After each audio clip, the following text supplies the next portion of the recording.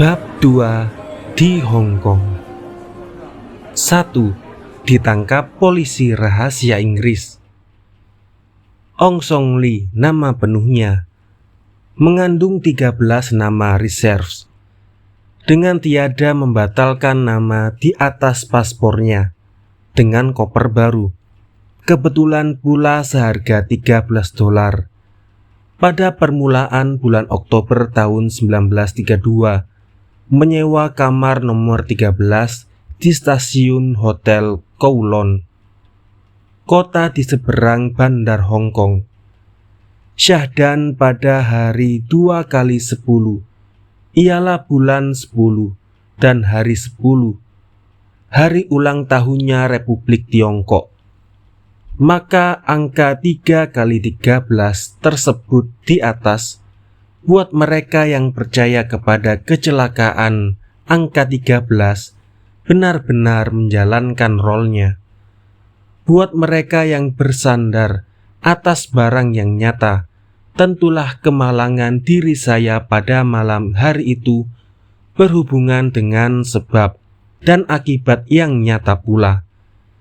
Tetapi memangnya pula, entah karena perasaan apa, mereka pada sorenya hari 2x10, hari double ten itu, saya mengadakan persiapan dengan kawan saya, Daud.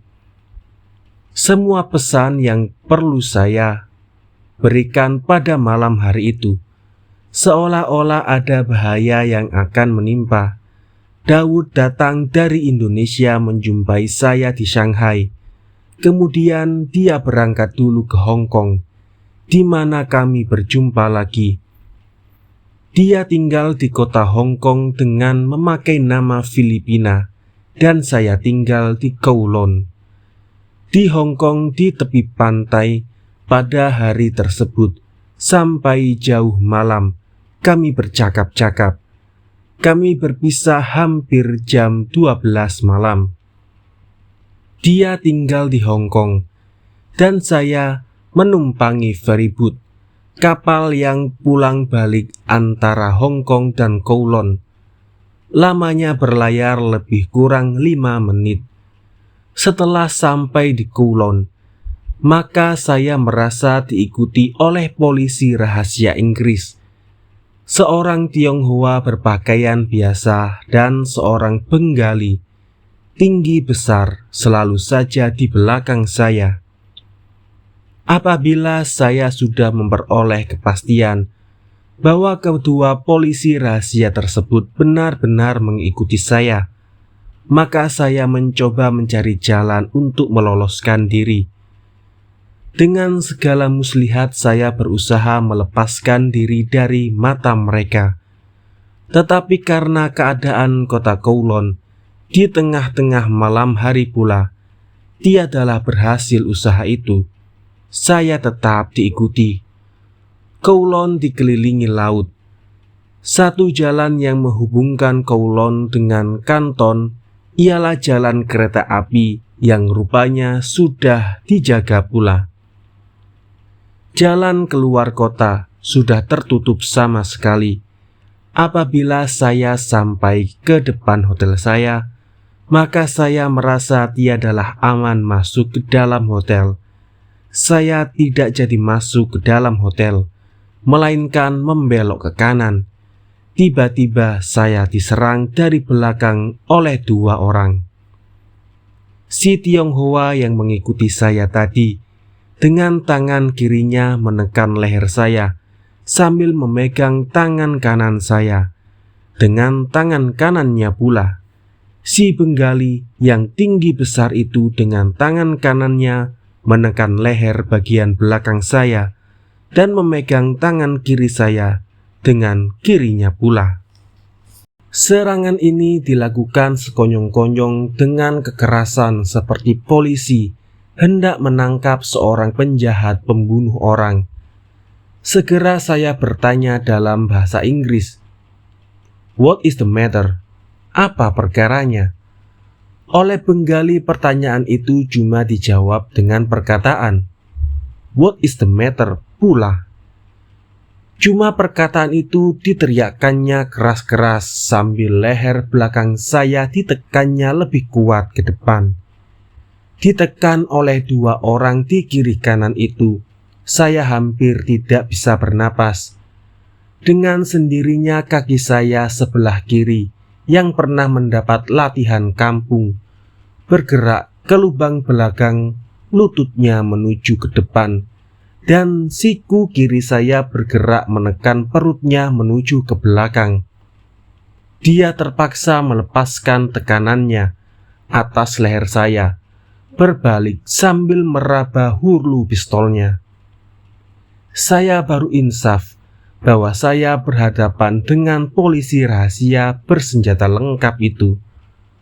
Karena si Tionghoa tidak bersikap keras seperti si Bengali dan melonggarkan pegangannya, maka cuma satu jalan yang dapat saya tempuh untuk membela diri: menerjang si Tionghoa ke kiri kalau perlu, dan menendang dengan cepat si Bengali yang sudah setengah terbalik itu.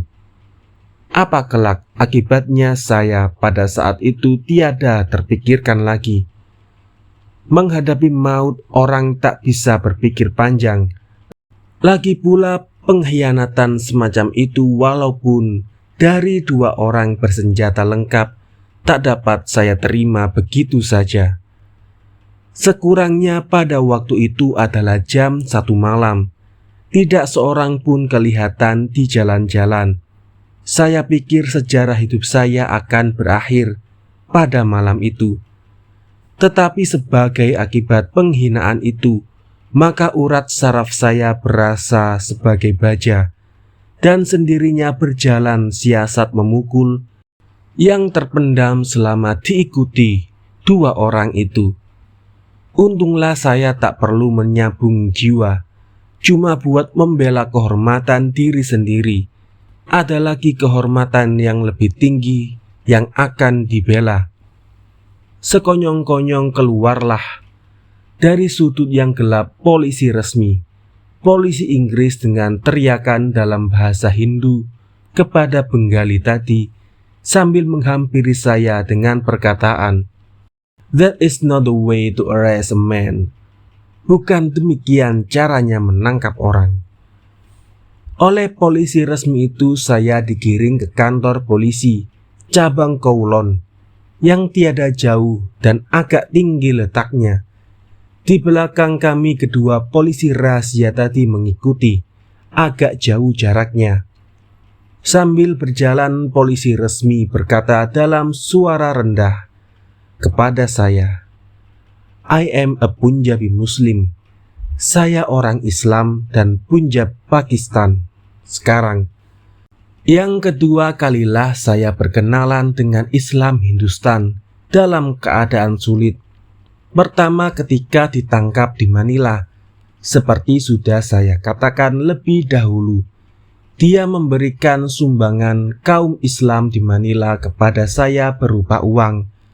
Yang di Kowloon ini memberikan sumbangan dengan jalan memisahkan saya dari mereka yang menjadi kaki tangan imperialisme Inggris, yang kesetiaan anjing pemburu, siap sedia menerkam mangsanya kalau diperintahkan oleh tuan yang memberi makan kepadanya.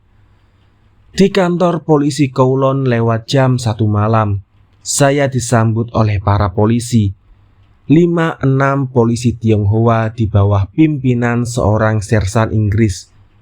Baru saja diserahkan oleh polisi Islam tadi ke sersan Inggris buat menggeledah saya digeledah habis-habisan, sampai tak ada bagian badan yang tiada digeledahnya.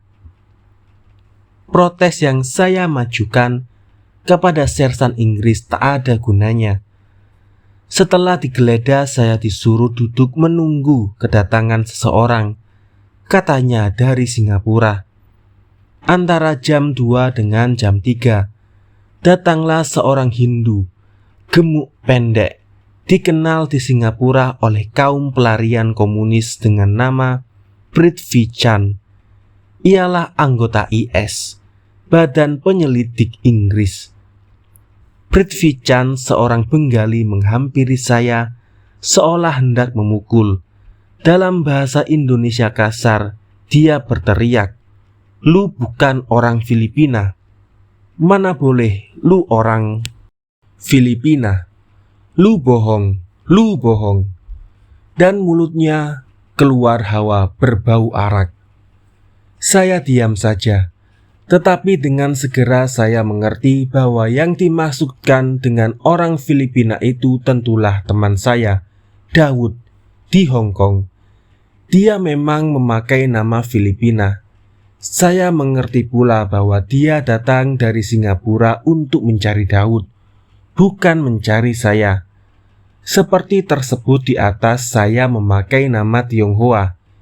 Inilah salah satu contoh yang sering disebutkan salah raba. Prithvi Chan melihat saya berdiri, dan saya tiada menyahut apa-apa.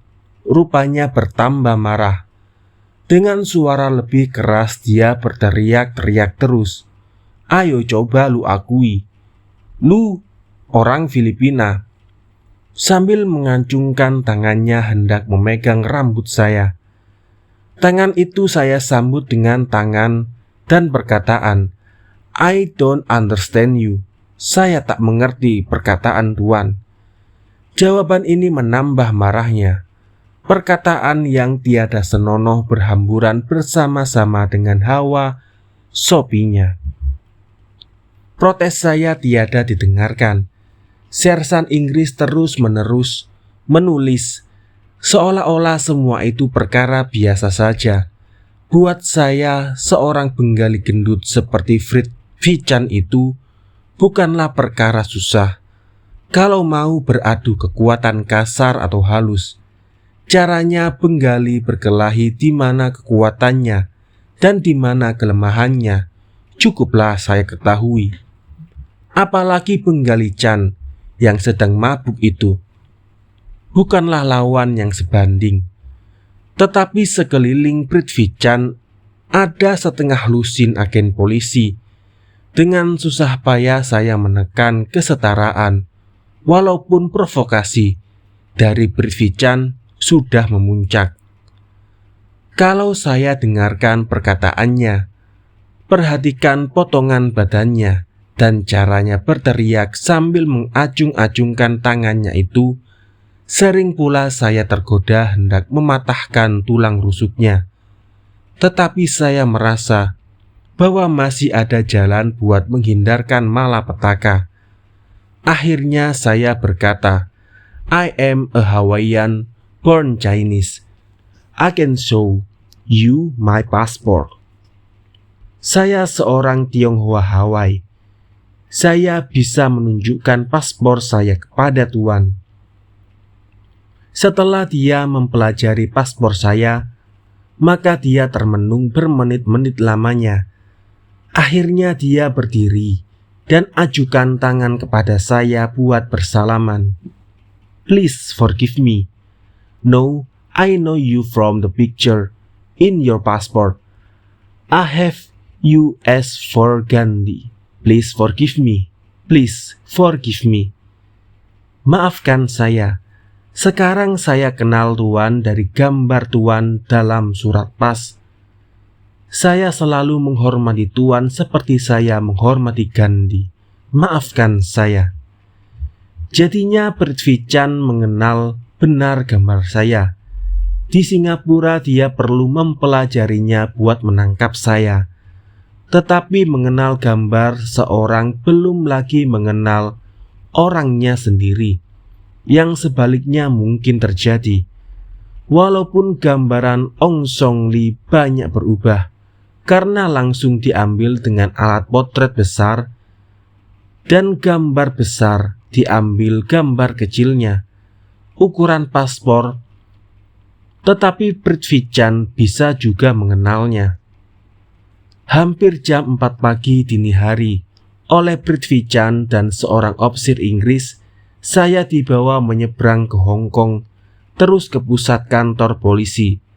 Dalam perjalanan berulang-ulang Prithvi Chan mengucapkan seperti tersebut di atas, ditambah pula dengan ucapan, "Saya harap Tuan akan selamat saja kalau kejadian apa-apa.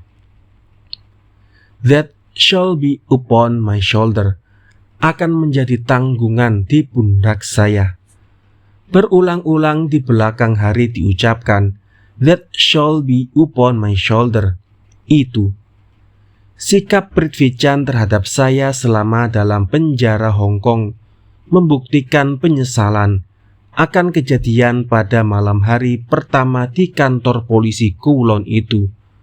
Berkali-kali saya katakan bahwa semuanya itu sudah saya lupakan dan harus saya maafkan.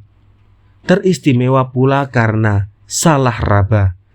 Lagi pula saya sudah bersiap sedia menanggung semua resiko, perjuangan, dan penyamaran. Tetapi Prithvichand merasa tidak puas dan selalu diucapkan, saya harap Tuan akan selamat saja. Kalau tiada tanggung jawab juga akan terletak di pundak atau bahu saya. Biasanya ditambah pula dengan I have many children. Saya beranak banyak. Tetapi apa perhubungannya anak banyak itu dengan ucapan saya harap Tuan selamat saja? Itu kurang saya pahamkan. Barangkali berhubungan dengan agamanya Prithvichand dan dosa yang dia sangka di perjalanannya. Juga barangkali dengan pengetahuannya bahwa almarhum Subhagat meninggal di dalam penjara Belanda. Pada malam hari tangkapan itu, sekejap mata pun tidaklah saya dapat tidur.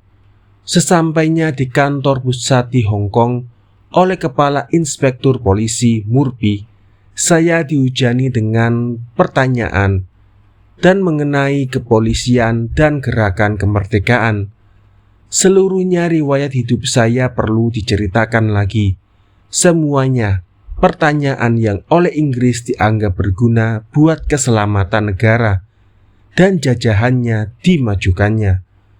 Tentulah dia ingin mengetahui apa maksud saya pergi ke Burma, seperti tercantum dalam surat pas saya. Lebih ingin pula dia hendak mengetahui apakah juga saya bermaksud pergi ke Hindustan. Persoalan yang di belakang inilah yang melambatkan pemeriksaan dan amat memberatkan perkara saya, dan melamakan saya tinggal di penjara Inggris di Hong Kong. Walaupun Inggris kekurangan bukti dan semua pertanyaan berupa abstrak, terpisah, tergantung di awang-awang saja dan berdasarkan commit crime, ialah pelanggaran yang dilakukan pemerintah Hong Kong tiada bisa memutuskan dengan cepat dan tepat. Dia ragu-ragu, dan sayalah yang menjadi korban keraguan-raguan itu. 2-3 bulan lamanya saya harus meringkuk di penjara Inggris di Hong Kong itu.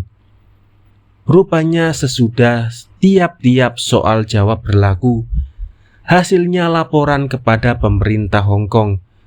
Tidak mengherankan kalau tiap-tiap laporan itu menimbulkan pertanyaan baru pula. Pertanyaan baru itu disambung-sambungkan pula dengan catatan yang dirampasnya dari saya. Saya sudah biasa sekali membuat catatan dan apa yang berhubungan dengan kejadian dan bukti yang saya kumpulkan dari sehari ke sehari. Kejadian dan bukti itu tiada berhubungan dengan gerak-gerik saya, tetapi penting buat pengetahuan saya di hari kemudian. Umpamanya kejadian penting di Tiongkok, Filipina, dan lain-lain. Statistik tentang ekonomi, pendidikan, dan lain-lain yang berguna buat pengetahuan. Rupanya buat pemerintah imperialis Inggris yang selalu hidup dengan kecurangan atas keamanan jajahannya, catatan saya semacam itu bisa disambung-sambungkan dengan aksi ini atau itu yang mungkin membahayakan British Empire itu. Saya masih geli tertawa kalau mengingati bagaimana polisi Amerika di Filipina membesar-besarkan isi buku peringatan notebook yang dirampasnya dari saya pada tahun 1927 di Manila, sampai nyamuk bisa berubah menjadi gajah. Sesudah 3-4 hari pemeriksaan berlangsung, kadang-kadang lama, kadang-kadang sebentar saja, maka akhirnya Kepala Inspektur Murphy, rupanya dengan suara sedikit terharu, berkata kepada saya, "I have at last carried out what I have considered my duty." Akhirnya saya sudah jalankan apa yang saya anggap kewajiban saya. Perkataan consider saya anggap itu diucapkan dengan bibir yang mencemuhkan dan bahu yang diangkat, seolah-olah kemauannya Murphy sendiri tiada cocok dengan kewajibannya itu. Murphy adalah nama yang lazim dipakai oleh orang Irlandia. Apakah Murphy seorang Irlandia yang bekerja di jajahan Inggris? Kalau Murphy seorang turunan Irlandia, Irlandianya De Valera. Mungkinkah dia bersimpati pada gerakan kemerdekaan Irlandia yang berlaku sudah puluhan tahun itu? Kalau begitu, tiadalah mustahil bahwa Murphy bersimpati pula terhadap kemerdekaannya bangsa lain yang bukan bangsa Irlandia, seperti bangsa Indonesia. Bagaimana juga terhadap saya, Kepala Inspektur Murphy selalu berlaku ramah-ramah. Pada hari pertama saja saya berada dalam tahanan, saya sudah ajukan permintaan memakai pembelaan hukum. Ialah seorang Tionghoa. Bukannya karena saya tidak sanggup membela diri sendiri, melainkan karena ini terutama sekali ada hak pada tiap-tiap orang tahanan. Dengan adanya perhubungan dengan luar penjara, maka saya akan mendapat jaminan bahwa perkara saya dan diri saya sendiri tidak akan disimpan diam-diam saja atau akan dipermainkan begitu saja. Perkara saya akan diketahui pula oleh masyarakat Tionghoa. Permintaan itu karena memangnya hak dan adil, tak pernah dibantah oleh pegawai rendahan Inggris seperti oleh Murphy, tetapi tiada pernah diluluskan oleh pemerintah Hong Kong. Pegawai rendahan membenarkan, birokrasi menolak atau mensaboter sikap imperialis yang biasa. Teristimewa pula terhadap seorang Indonesia yang terasing di luar negerinya, lepas dari masyarakat sendiri, tiada dikenal oleh masyarakat asing. Ingat saya, dan lebih-lebih pula saya hargai bangsa Indonesia Filipina, yang dengan cepat memberi bantuan ketika 5 tahun lampau. Alangkah besar bedanya keadaan di Hong Kong dan di Manila. Di Hong Kong terasing, sunyi senyap, cuma dikelilingi oleh kaki tangannya pemerintah imperialis.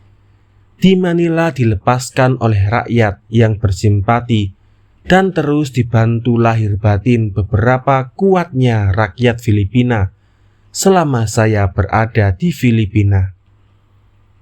Memangnya pula dekat sekali rakyat Filipina itu dalam segala-galanya kepada rakyat Indonesia, dan besar pula hak dan keinsafan politik turunannya Rizal Bonifaclo Mabini.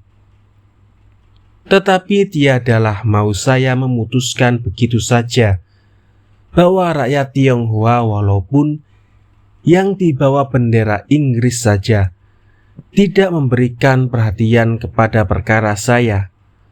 Pada suatu hari Murphy bertanya kepada saya, tentulah atas suruhan birokrasi Hong Kong, apakah saya turunan Tionghoa apa tidak. Karena perkataan itu dilakukan dengan tersenyum, maka saya jawab juga dengan tersenyum pula, "Tuan lihat saja sendiri." Dia pergi dengan perkataan, "Saya pun sangka tidak." Tetapi rupanya soal itu adalah satu soal yang tiada bisa diselesaikan dengan senyum saja daripada kedua belah pihak. Tiada berapa lama antaranya, maka diulangilah pula pertanyaan tadi, apakah saya turunan Tionghoa? Apakah tidak? Tetapi kali ini pertanyaan itu mesti dijawab dengan tulisan dan mesti ditandatangani. Sebabnya ialah karena konsul, wakil pemerintah Kuantung di Hong Kong mengakui bahwa Tan Malaka adalah turunan Tionghoa. Syahdan menurut undang-undang negara Tiongkok, di mana saja dan bila mana saja seseorang yang setetes pun mempunyai darah Tiongkok akan diakui oleh pemerintah Tiongkok sebagai rakyat Tiongkok. Demikianlah dilakukan soal jawab yang bunyinya lebih kurang seperti di bawah ini. Are you Chinese? Apakah Tuan seorang Tionghoa? Scientifically speaking, yes. Menurut ilmu bangsa memangnya begitu.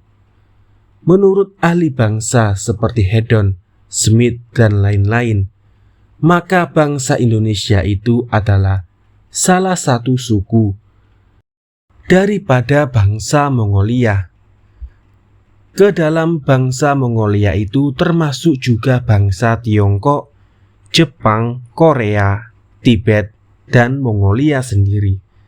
Sering juga bangsa Indonesia, Siam, Filipina, Burma, dan Annam disebut Oceanic Mongolia. Ialah bangsa Mongolia Samudra. Mendengar jawaban scientifically yes, itu semuanya orang tertawa, pun saya sendiri. Murphy berkata bahwa bukanlah itu yang dimaksudkan. Yang dimaksudkan ialah, apakah saya warga Tiongkok, apakah tidak? Dalam hal ini saya jawab tidak. Saya sendiri merasa bahwa paspor saya tak akan diakui sah karena kekurangan syarat. Buat orang Indonesia kalau hendak menjadi warga Tionghoa, perlulah beberapa syarat. Menurut Murphy, maka konsul Kuantung mengatakan bahwa saya darah Tionghoa, yang ada pada saya ialah from my mother's side, datangnya dari pihak ibu saya. Hal ini menurut sejarah yang masih kita kenal, tentulah tidak mungkin terjadi. Keluarga saya adalah keluarga yang beragama Islam dan beradat asli Minangkabau di desa kecil yang berjauhan dengan tempat yang ada Tionghoanya. Apalagi di masa ibu saya lahir.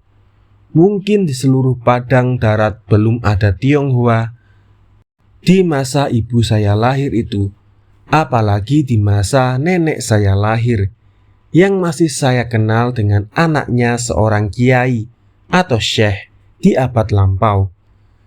Tetapi memangnya Tionghoa lah yang mempusakakan kepada bangsa Indonesia beberapa bukti dan kejadian Indonesia yang sebenarnya. Teristimewa pula di zaman lampau seperti di zaman Sriwijaya, Sunda Kelapa, dan sebagainya. Demikianlah kalau kita kembali lebih dari 500 tahun ke belakang, maka sang sejarah, bacalah buku sejarah Melayu, mengabarkan kepada kita bahwa seorang sultan kerajaan Malaka, Muzaffar atau Mansur Shah, kawin dengan seorang putri Tionghoa. Sesampainya dia ke Malaka, maka putri tadi diberi pula 500 orang dayang-dayang. Ialah para gadis anaknya para pembesar Tionghoa. Sesampainya di Malaka mereka diislamkan dan dikawinkan dengan para pembesar Malaka. Kuburan mereka masih terdapat di suatu tempat yang bernama Bukit Cina. Sesungguhnya pula kalau ibu saya berpakaian Tionghoa dan duduk di antara wanita Tionghoa, tak akan banyak orang yang akan melihat perbedaan. Karena perawakan dan warna kulitnya, seperti sering pula terdapat pada wanita Indonesia lainnya, memang banyak persamaan. Pula Minangkabau asli, dan sekarang amat rapat perhubungannya dengan segala-gala dengan tanah semenanjung Malaka. Walaupun saya tak akan merasa kecewa kalau dari pihak ibu saya ada mewarisi darah Tionghoa. Tetapi apa yang terjadi lebih dari 500 tahun lampau itu tiadalah sanggup saya menyelidikinya. Apakah pula membenarkan atau menyalahkan teorinya? Konsul pemerintah Kuantung di Hong Kong itu, di sampingnya sejarah putri Cina di Malaka itu, janganlah dilupakan banyaknya persamaan beberapa suku Indonesia asli dengan Tionghoa itu. Batak umpamanya. Kalau tiada banyak persamaan itu, masakan pula para ahli akan memasukkan bangsa Indonesia ke dalam jenis manusia Mongolia. Perhatian Tuan Konsul sebenarnya amat menggembirakan saya di masa itu. Saya sudah merasa kurang sunyi, karena suara dari luar penjara ada yang masuk. Sebenarnya yang mendorong saya memberi jawaban tidak, bukan Tionghoa itu, ialah karena tiada pastinya bagi saya apakah sifat dan bagaimanakah sikap pemerintah Kuantung di masa itu terhadap komunis luar Tiongkok umumnya, dan terhadap saya khususnya.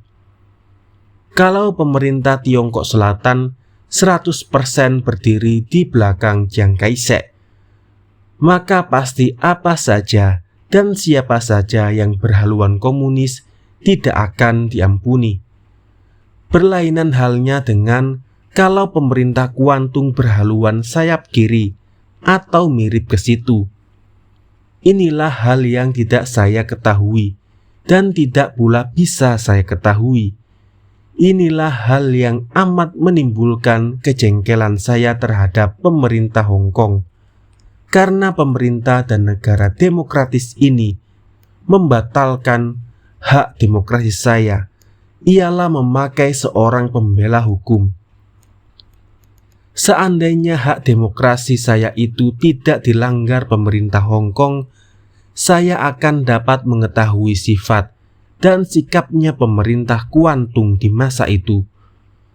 Pelanggaran hak demokrasi saya itu di belakang hari lebih memukul pula.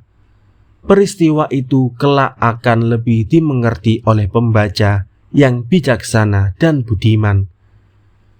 Teranglah rasanya bahwa jawab tepat yang mengatakan bahwa saya bukan Tionghoa dan mestinya mengecewakan konsul Kuantung itu sama sekali tiada berhubungan dengan persoalan kebangsaan.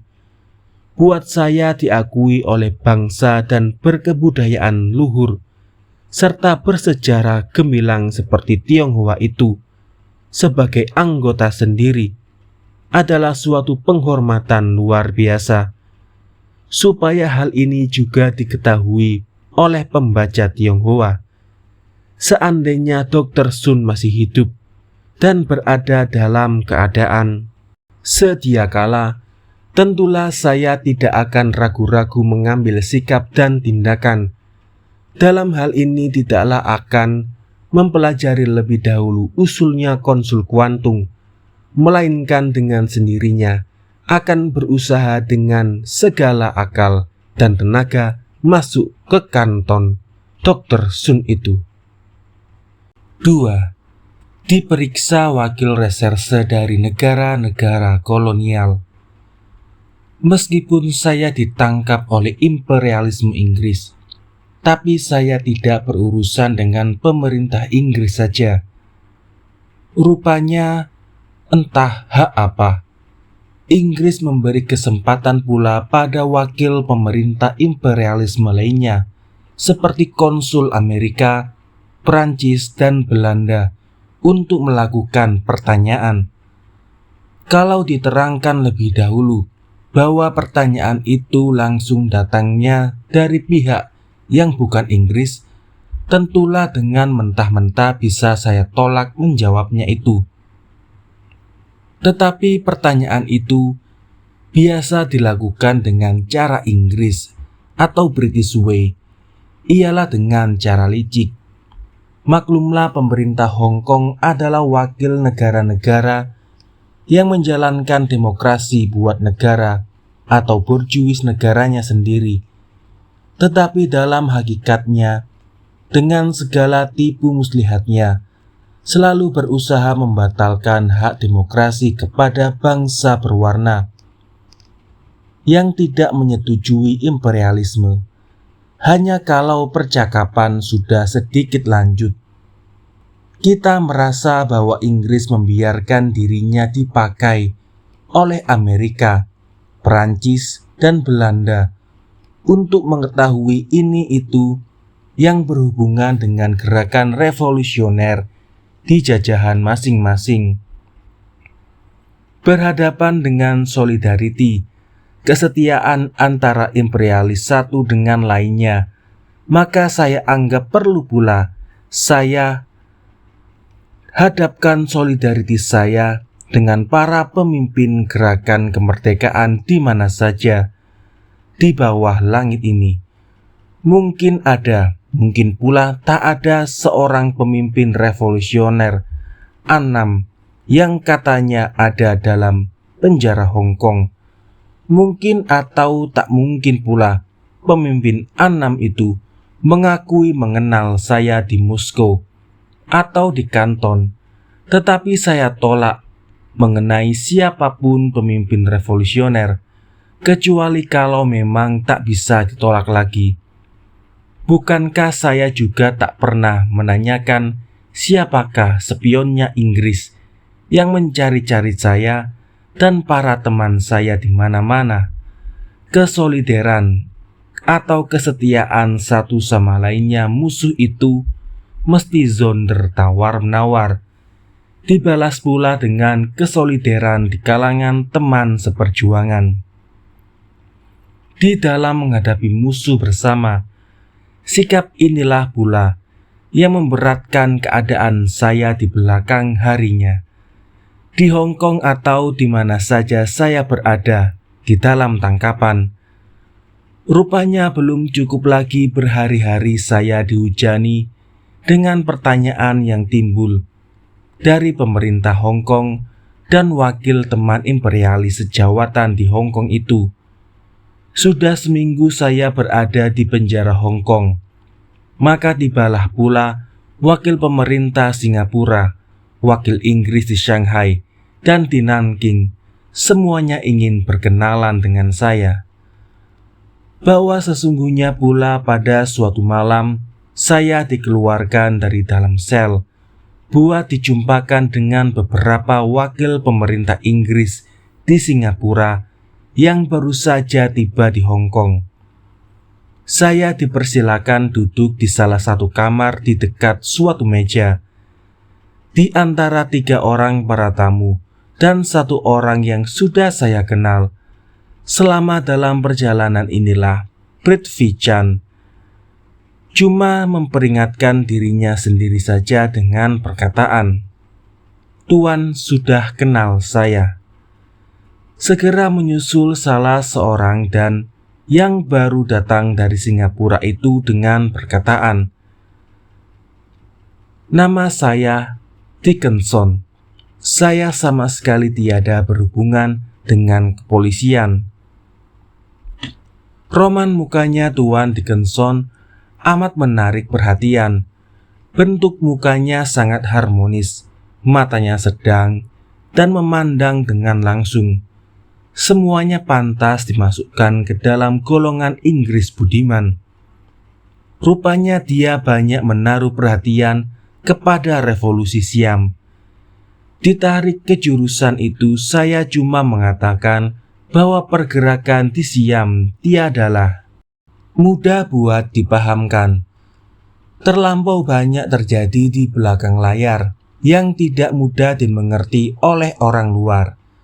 Tuan Dickinson yang katanya tak berhubungan dengan kepolisian, di belakang harinya menjabat sebagai kepala IS Inggris di Singapura. Akhirnya tuan yang duduk di depan saya, yang selamanya ini berdiam diri, bertanya kepada saya, "Do you know me?"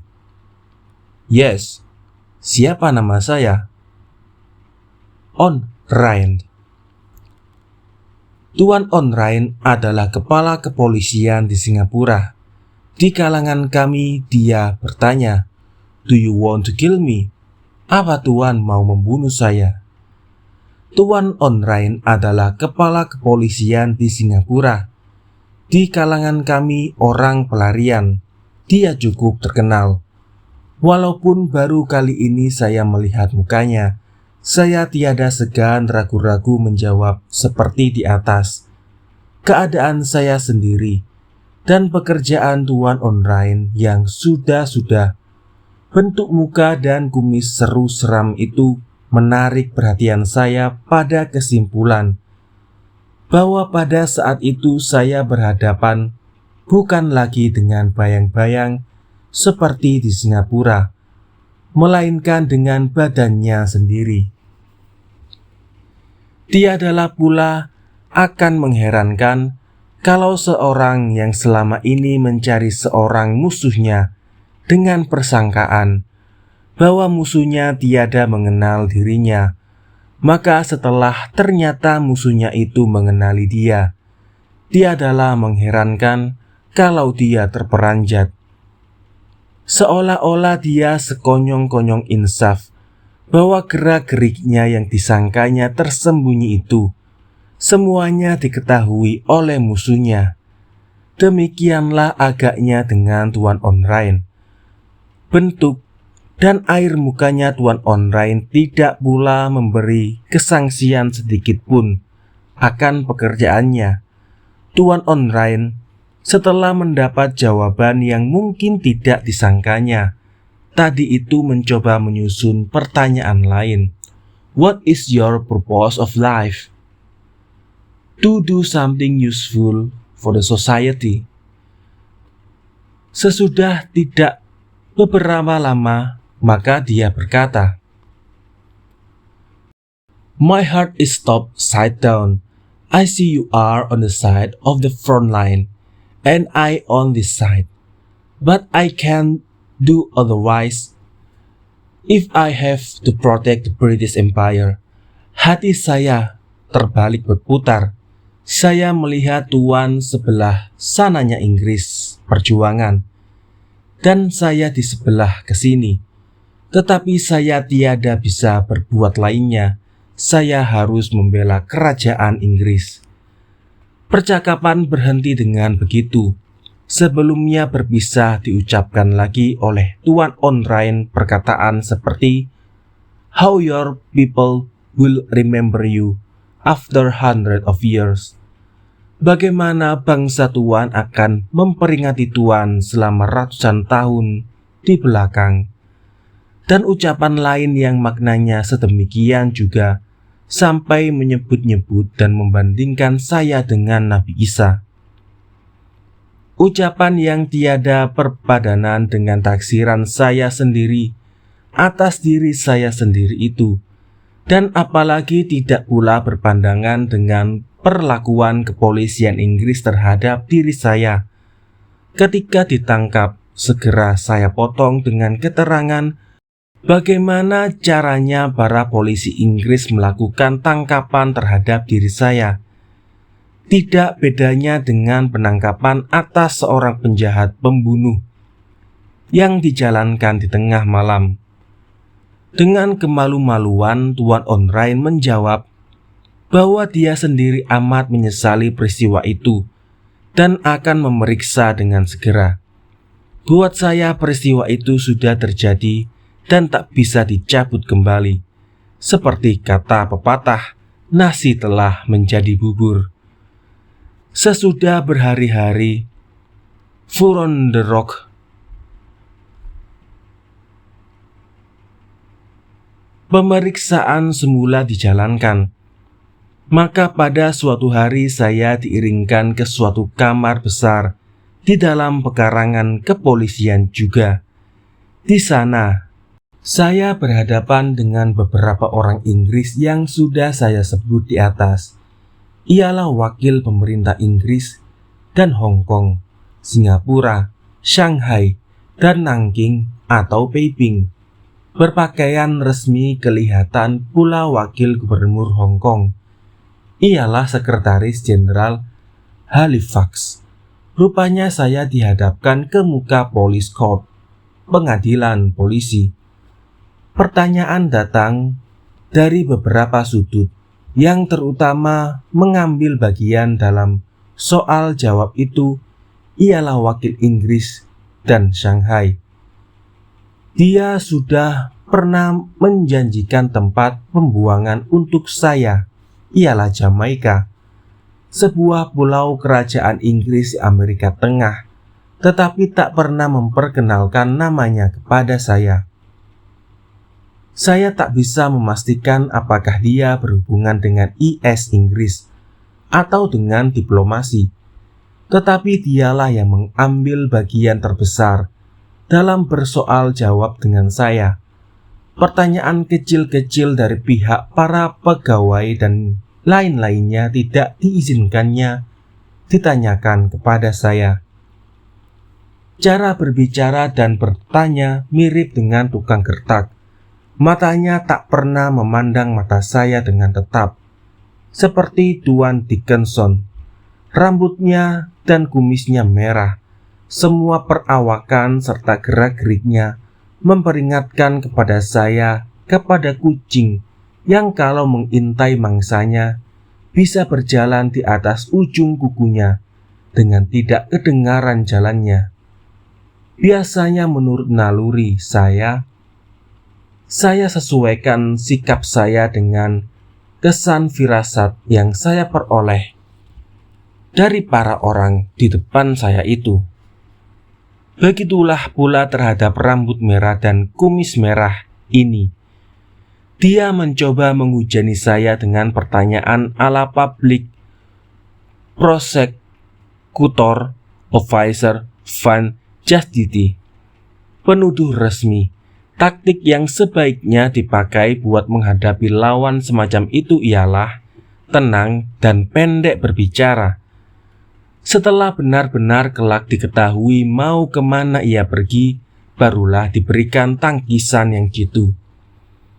Dalam pertanyaan yang banyak diucapkan serta gertak sambal, saya mendapat kesimpulan bahwa dia tidak mempunyai bukti yang bisa dimajukan kepada saya sebagai suatu pelanggaran. Dia cuma mengetahui pengetahuan umum tentang saya yang tidak saya perlu sangkal kebenarannya, seperti saya dibuang dari Indonesia oleh pemerintah Belanda dan Manila oleh pemerintah Amerika, pernah ke Moskow, pernah bekerja buat Komintern dan Profintern dan lain-lain. Tentulah dia bisa mengambil kesimpulan sendiri bahwa saya mengenai beberapa orang pergerakan revolusioner di mana-mana negeri.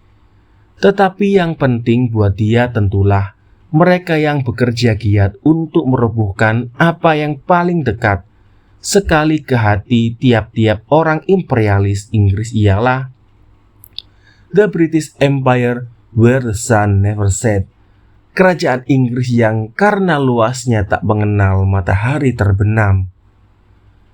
Dalam soal jawab, saya memegang pendirian bahwa hak saya menyimpan rahasia tentang segala hal yang berhubungan dengan keamanan para teman seperjuangan saya.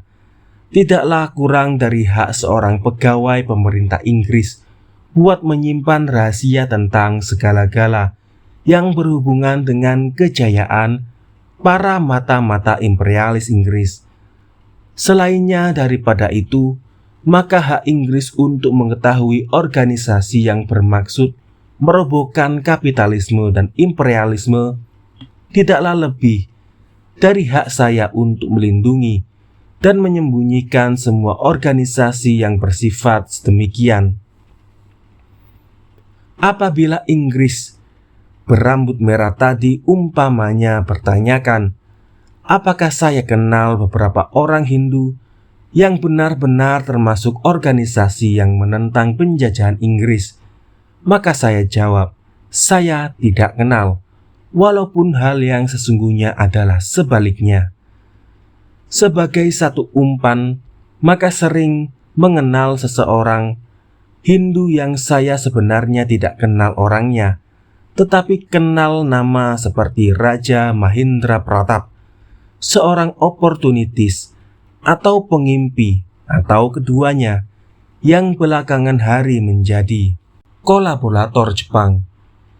Beberapa pemimpin buruh Tionghoa yang dulu saya kenal baik di Hong Kong dan Kanton seperti saudara Zhou dan Ho sudah meninggal dan tiada menjadi persoalan lagi.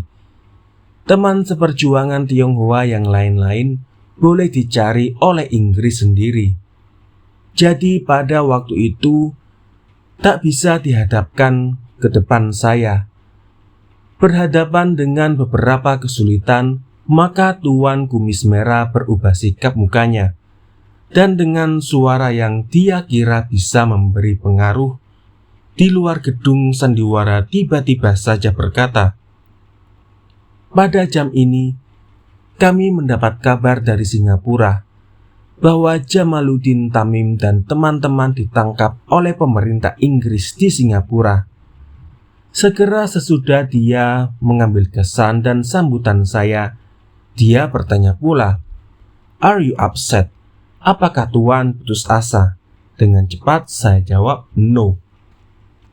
Memangnya lebih dahulu saya sudah maklum akan hal itu. Kejadian atas diri saya sendiri dan sekitar saya sudah memberi petunjuk ke arah itu. Tak perlu hal tersebut dikatakan lagi kepada saya. Mendengar keterangan tentang saudara Jamaluddin Tamim itu, saya berusaha tidak merubah warna muka saya, meskipun kepastian penangkapan itu amat mengharukan saya. Saya ingin tahu, siapakah lagi yang ditangkap bersama-sama dengan saudara Jamaluddin Tamim di Singapura dan Indonesia. Tetapi saya mencoba memberi kesan bahwa pergerakan kemerdekaan Indonesia tidak tergantung kepada saudara Jamaluddin ataupun saya sendiri. Rupanya Kumis Merah mendapatkan suasana yang dia kehendaki dari saya. Maka dia sekarang kemudian mulai dengan soal jawab tentang Pacific Trade Union, gabungan serikat sekerja di Pasifik yang berkedudukan di Tiongkok. Ketika ditanyakan arti dan maksudnya serikat sekerja tersebut kepada saya, maka saya jawab dengan arti yang biasa dan logis, dimaknakan oleh the man on the street, yang diartikan oleh orang di pasar saja. Berputar-putar Kumis Merah dan pegawai yang lain-lain, dan bergerak mencoba mengadakan lubang dalam benteng pertahanan saya, tetapi rupanya sia-sia belaka. Saya berdiri tegak atas haknya si penuduh dan haknya si tertuduh. Akhirnya sesudah beberapa lama tidak mendapat keterangan yang sedikit pun memberi keuntungan kepada IS Inggris, maka Kumis Merah yang serentak diikuti oleh seluruhnya para hadirin berdiri dengan berkata, "If that is your attitude, we don't know what to do with you." Kalau sikap Tuan terus demikian, maka kami tiada bisa menjamin apa yang akan kami lakukan kepada Tuan. Segera saya berdiri pula dan jawab, "But I know your law, and I know also that if you are violating your own law or usage, I shall not come alive in the hand of my enemy." Tetapi saya tahu undang-undang negeri Tuan. Juga saya tahu bahwa kalau Tuan melanggar undang-undang negeri Tuan sendiri, saya tidak akan hidup sampai di tangannya musuh saya. Setelah berdiri, kalau saya masih ingat Britvican dan Tuan Onrain dan Dickinson menghampiri saya dengan bujukan, "Don't do it. British will stick to their own law." Jangan dijalankan, orang Inggris akan pegang undang-undangnya sendiri.